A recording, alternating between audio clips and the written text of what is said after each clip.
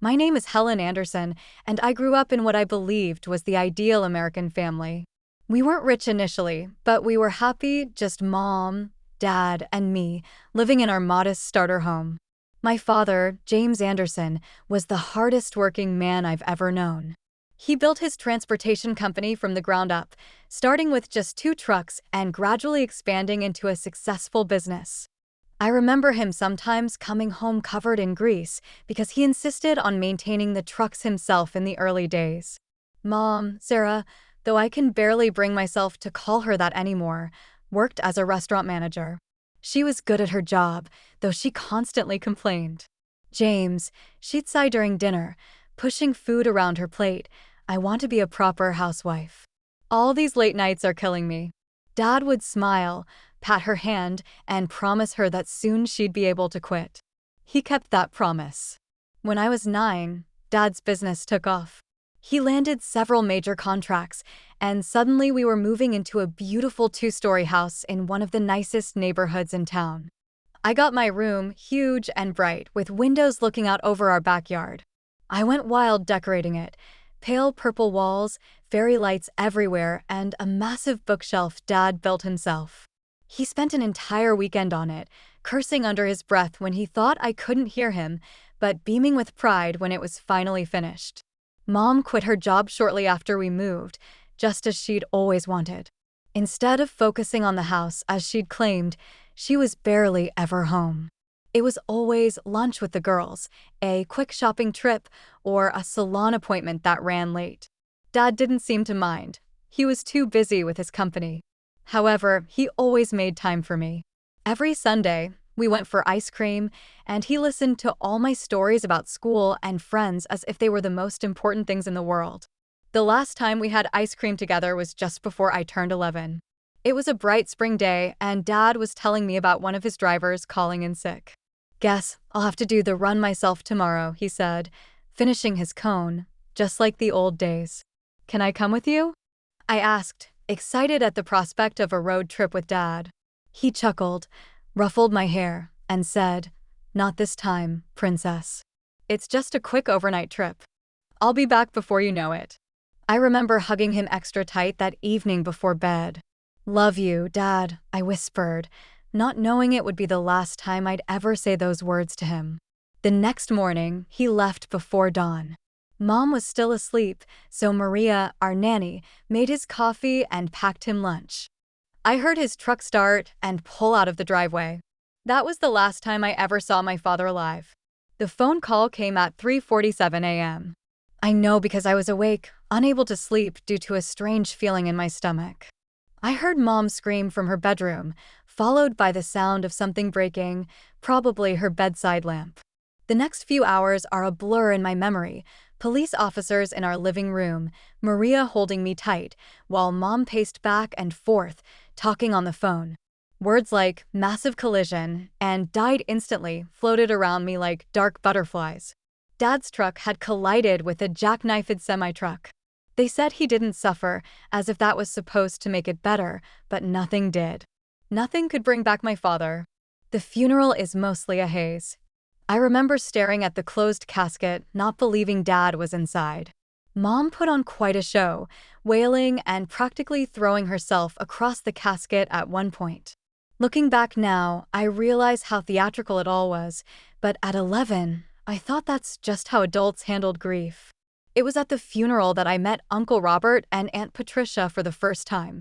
They looked so much like strangers, yet Uncle Robert had Dad's eyes, the same kind, crinkly corners when he tried to smile. "Helen," he said, kneeling to my level, "I'm your father's brother. I'm so sorry we're meeting like this. Why haven't I met you before?" I asked, direct as only a child can be. A shadow crossed his face. "Your father and we disagreed many years ago, but none of that matters now. I had to come say goodbye to my little brother." After the funeral, Mom's grief evaporated like morning dew. Within weeks, she was meeting with Dad's lawyers, taking control of his company, and acting like she knew the first thing about running a transportation business. She started throwing around terms like restructuring and modernization, but it was obvious she was just making things up as she went along. I spent most of my time with Maria, who would sadly shake her head whenever Mom came home with shopping bags from expensive stores. "Your mother's spending money like water," Maria muttered one day while making my lunch. "Those poor drivers haven't been paid properly in weeks." She was right. Dad's employees started quitting one by one, men and women who'd worked for him for years, some since the beginning. I remembered their names, their faces, how they used to bring me little presents from their routes. Now they were leaving, unable to feed their families on promises and excuses. 6 months after Dad's death, Mom sold what was left of his company for a fraction of what it had been worth. She acted like she'd made some brilliant business decision, but everyone knew the truth.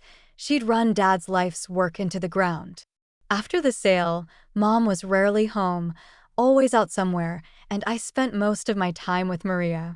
She started teaching me Spanish, saying it would come in handy someday. I spent a lot of time at the library after school. It was better than coming home to an empty house. Mom would breeze in late at night, sometimes smelling of wine, barely acknowledging my existence. "Oh, you're still up," she'd say as if surprised to find me in my own home. Then she'd disappear into her room, and I wouldn't see her again until the next evening, if at all. Then came that Sunday night. I was doing homework in the kitchen when Mom burst through the door, giggling like a teenager. She wasn't alone. "Helen, sweetie," she called out, her voice thick with fake enthusiasm, "come meet Richard." Richard was tall and wore an expensive suit that somehow still looked cheap. His smile didn't reach his eyes when he looked at me. "Helen," Mom said, clutching Richard's arm like a lifeline, "Richard and I got married last weekend. He's your new father. We're going to be a proper family again." "I already had a proper family," I said, my voice shaking. "I already have a father." Richard's fake smile disappeared. "Listen here, young lady," he said, his voice stern. "Your mother and I are married now. You need to accept that and show some respect." "You're not my father," I spat back. "You'll never be my father." "See what I mean?" Richard turned to Mom. "Difficult child. Needs discipline." But Richard moving in was just the beginning. Within a week, his mother, Gloria, his sister, Janet, and his 12-year-old niece, Madison, had all moved in too. They took over the house like an invading army, rearranging furniture and changing the decor Mom and Dad had picked out together. Mom didn't seem to mind. She and Janet became instant best friends, spending hours shopping and gossiping. Gloria took over the kitchen, complaining about Maria's cooking until Mom fired her. I lost the only person who still cared about me in that house. Then came the final blow. I came home from school one day to find Madison in my room that Dad had built the bookshelf in, my room with purple walls and fairy lights. "What are you doing?" I demanded. "Aunt Sarah said I could have this room," Madison smirked. "It's bigger than the guest room, and I need space for all my things." "Get out!" I screamed. "This is my room." "Not anymore," she taunted, throwing my books off the shelves. "Your mom says you're moving to this small room down the hall."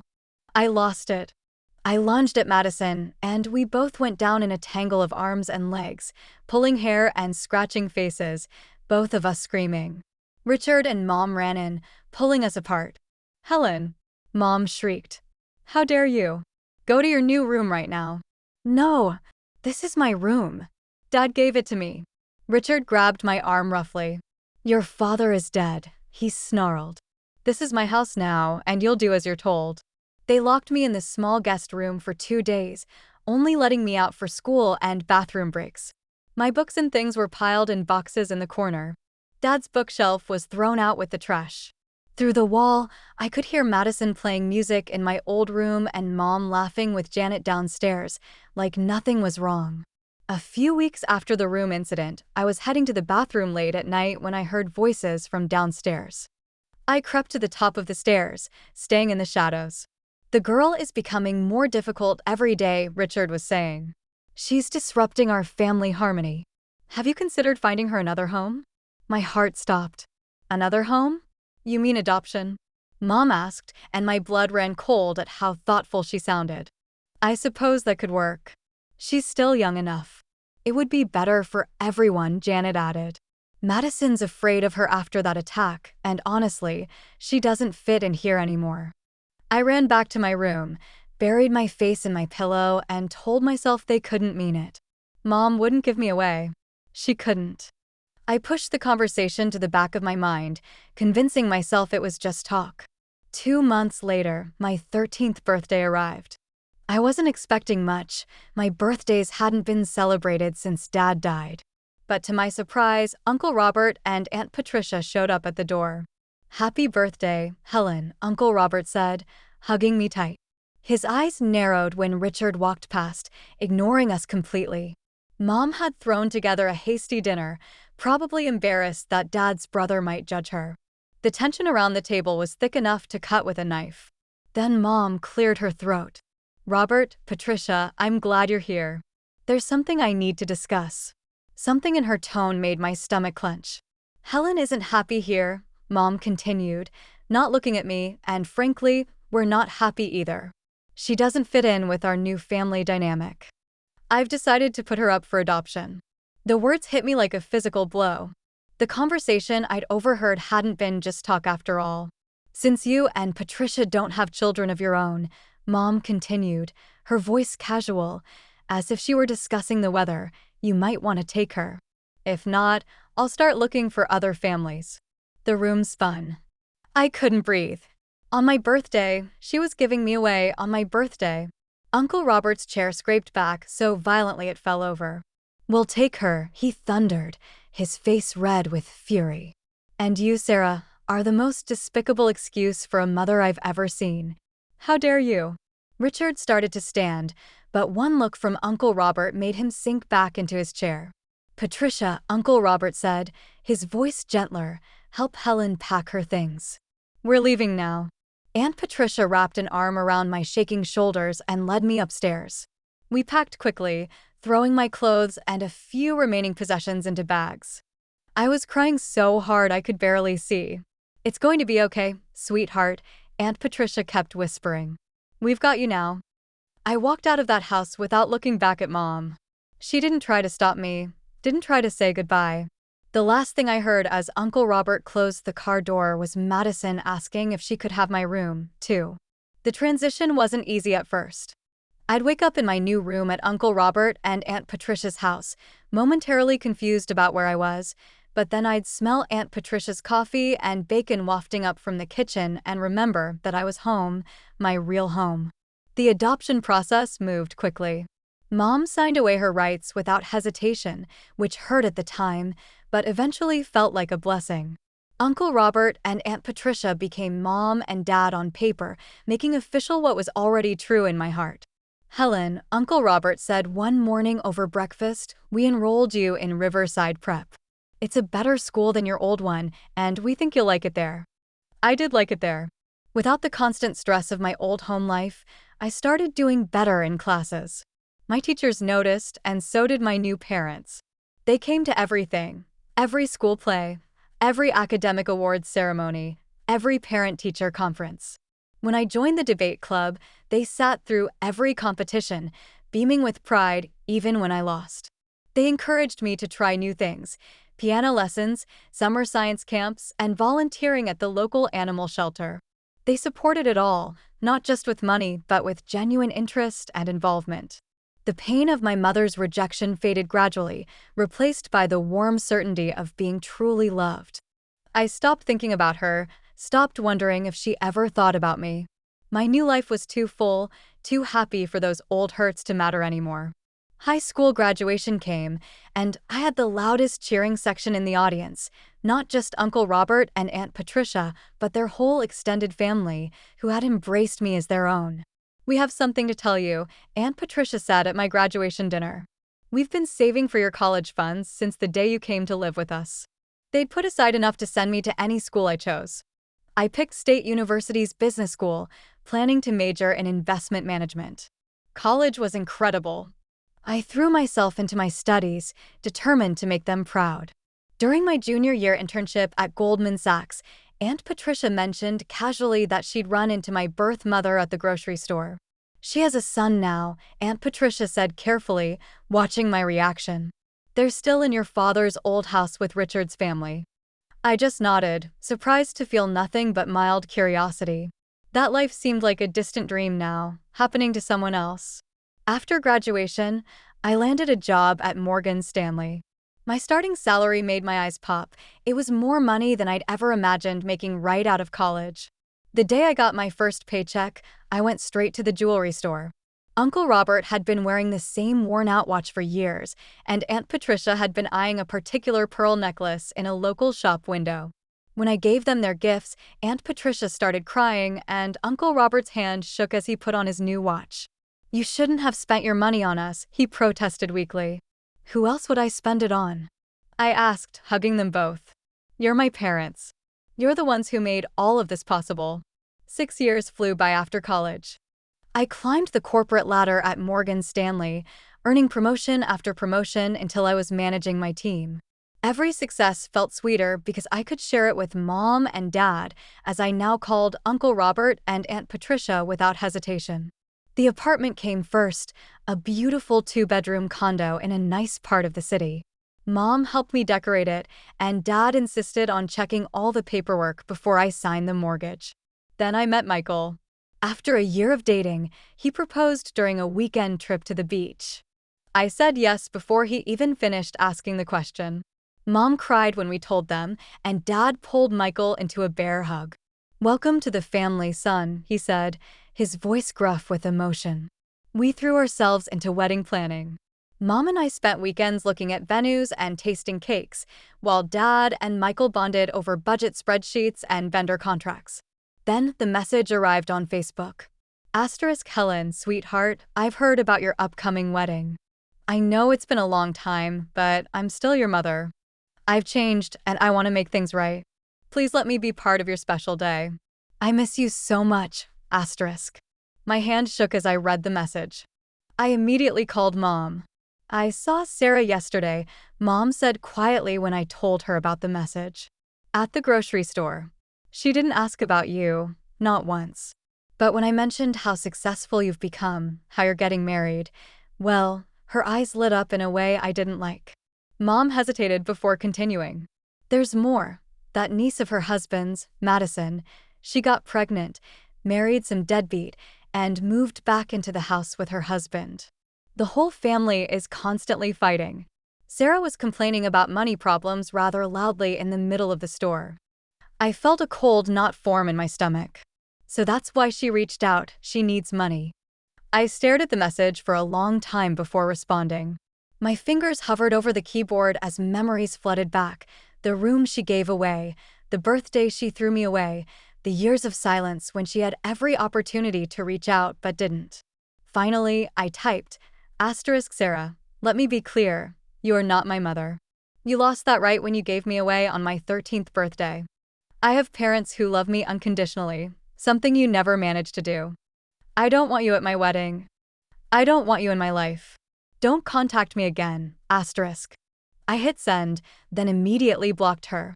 My hands were steady now, my mind clear. I felt lighter somehow, as if I'd finally put down a weight I didn't know I was carrying. The morning of my wedding dawned perfect and clear. Michael's parents had rented the Mason Creek estate for the ceremony, a beautiful historic property with sprawling gardens and a restored Victorian mansion. I was in the bridal suite with Mom, putting the finishing touches on my makeup, when there was a knock at the door. Miss Anderson, one of the security guards, looked uncomfortable. "I'm sorry to disturb you, but there's a situation at the front gate. Some people are insisting they know you, a man, a woman, and a teenage boy." My stomach dropped. Somehow, I knew exactly who it was. "I'll handle this," I said, standing up carefully in my wedding dress. "Helen, you don't have to," Mom started, but I shook my head. "Yes, I do. Once and for all." I walked to the front gates, my wedding heels clicking against the cobblestone path, and there they were, Sarah, Richard, and a boy who must have been my half-brother, though he looked exactly like Madison. "Helen!" Sarah screamed when she saw me, grabbing the iron bars of the gate. "How dare you not invite your mother to your wedding? Let us in immediately." I took a moment to look at her. She'd aged pearly. Her designer clothes were last season's, her makeup too heavy, her hair desperately in need of a touch-up. Richard looked thinner, more haggard. The expensive suit was replaced by something off the rack. Richard should be the one walking you down the aisle, Sarah continued, her voice shrill. Your father. That made me laugh, a genuine, hearty laugh that echoed across the courtyard. My father? The man who locked me in a room for 2 days? The man who helped you throw away your daughter? We're family. Sarah's voice cracked. You can't just pretend we don't exist. Look at how you're living this fancy wedding, your big job, your expensive clothes. Meanwhile, we can barely make ends meet. We're drowning in debt, and you're here playing princess. There it was, the real reason for this dramatic appearance. I'm not playing at anything, I said coldly. I worked for everything I have, and let's be clear, you're not my family. You gave up that right years ago. My parents are inside that house. They're the ones who raised me, supported me, loved me unconditionally. You need our help. Sarah was practically foaming at the mouth now. After everything we did for you. Everything you did for me? I cut her off.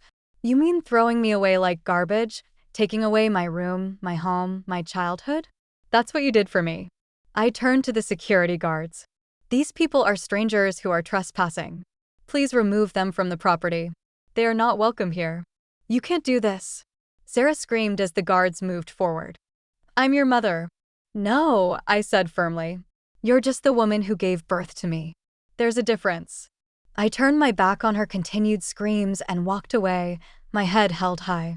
When I returned to the bridal suite, Mom was waiting with a worried expression. Are you okay, sweetheart? I took a deep breath and smiled. You know what? I've never been better. That chapter of my life is finally completely closed. There was a knock at the door and Dad poked his head in. Ready, princess? I looked in the mirror one last time, adjusting my veil. The woman looking back at me wasn't that scared 13-year-old girl anymore. I was strong, successful, and loved, truly loved. I'm ready, I said, taking Dad's arm. The wedding march began to play as we approached the garden ceremony. I could see Michael waiting at the altar, beaming at me with tears in his eyes. Our guests stood, turning to watch as Dad walked me down the aisle. This was how it should be. The man who taught me to drive, who helped me with my college applications, who showed me what a father's love means, was the one giving me away. The ceremony was perfect. Michael and I exchanged our vows under a blue sky, surrounded by flowers and the people who truly loved us. When he kissed me for the first time as my husband, our guests erupted in cheers. The reception lasted well into the night. Dad gave a touching speech that had everyone crying, then made everyone laugh with embarrassing stories from my college years. Mom danced with Michael while I danced with Dad, and I couldn't stop smiling. That was 6 months ago. Michael and I just got back from our honeymoon in Greece, and life has settled into a wonderful new normal. Sometimes people ask me about my real parents, and I tell them truthfully that my real parents are the ones who chose me, who loved me, who shaped me into the person I am today. I don't know what happened to Sarah and her family after the wedding, and honestly, I don't care. I heard through the grapevine that they had to sell Dad's old house, but that's not my concern anymore. That part of my life is over. My story isn't about being abandoned or betrayed. It's about finding your real family, the people who love you not because they have to, but because they want to. It's about choosing happiness over bitterness, forgiveness over anger, and moving forward instead of looking back. I'm Helen Anderson Mitchell now, and I couldn't be happier with the way things turned out. Every morning, I wake up next to a man who loves me completely, and every Sunday, we have dinner with the parents who chose me and never let me go.